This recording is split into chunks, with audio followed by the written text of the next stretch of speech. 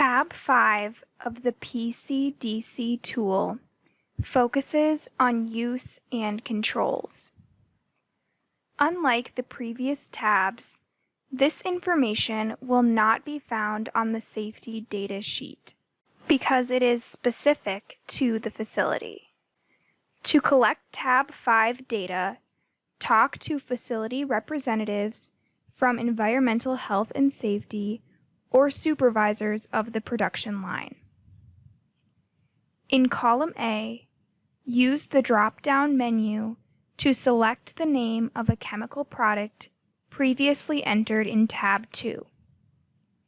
Each chemical product should be entered into a separate row.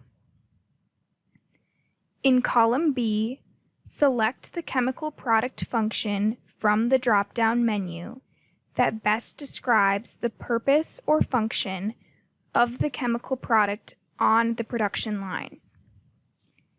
If the chemical product has more than one function, enter each chemical product function into a separate row. If there are no drop-down menu options that describe the chemical product function, select Other and enter an appropriate chemical product function into the comments field in column J. All chemical product functions are listed in Appendix A of the PCDC tool, which comes after tab 5. In this case, the chemical is used as a filler, which is not listed in the drop-down menu. So we select Other, and then go to Appendix A to choose a different chemical product function. From Appendix A, we copy and paste the correct chemical product function into the comments section on tab 5.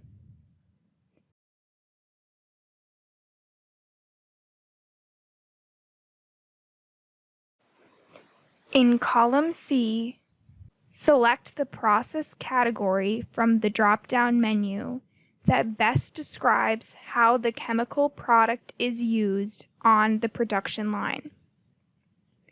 If there are no drop-down menu options that describe the process category, select Other and enter an appropriate process category into the comments field in column J.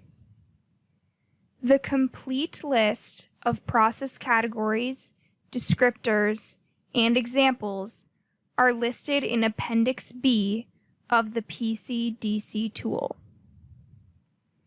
If the chemical product has more than one process category, enter each process category into a separate row.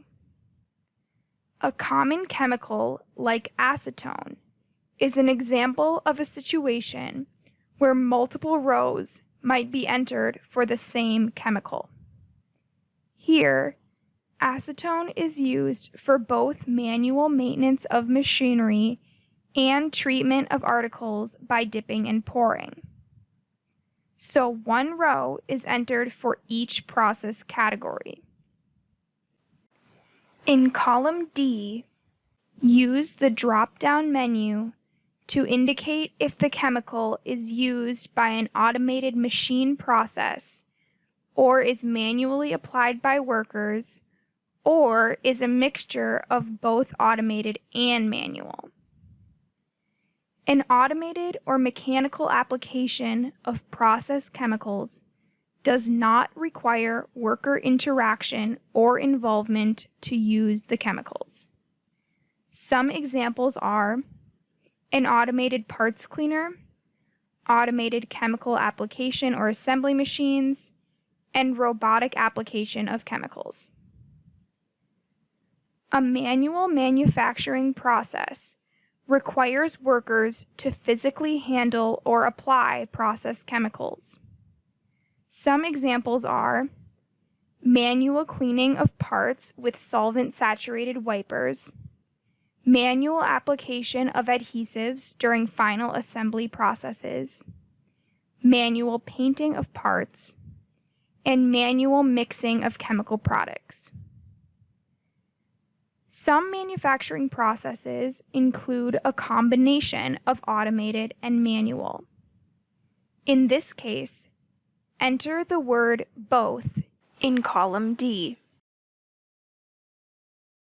If manual or both is chosen in column D, use column E to select from the drop-down menu the chemical application method that best describes how the chemical is manually applied. In column F, use the drop-down menu to select the estimated total number of people that work with or handle the chemical product for this process category per year. This may include process operators, maintenance technicians, chemical technicians, and waste disposal technicians. In column G, use the drop-down menu to indicate if the chemical use locations are open, closed, or semi-enclosures. A closed workstation includes engineered process enclosures that are designed to contain process chemicals within the enclosure to prevent the release of a chemical into the workspace. Some examples are closed-loop chemical delivery systems, sealed reactor vessels, and enclosed parts cleaners. An open workstation contains no physical enclosure at the point of chemical use. One example is chemical application at a freestanding open-air benchtop workstation.